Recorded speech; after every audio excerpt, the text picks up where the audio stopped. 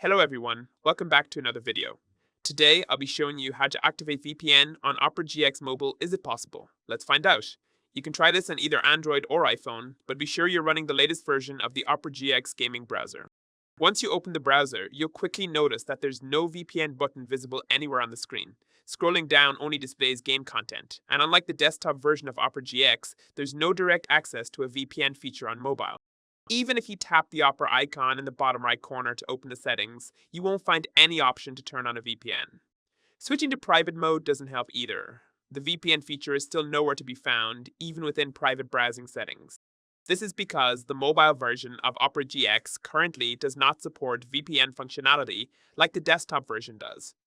The goal of this video is simply to inform users and clear up any confusion, not to spread false information. So it's important to know that VPN is not available on Opera GX Mobile. If you want to use the built-in VPN feature, you'll need to access it through the desktop version of the browser on a computer.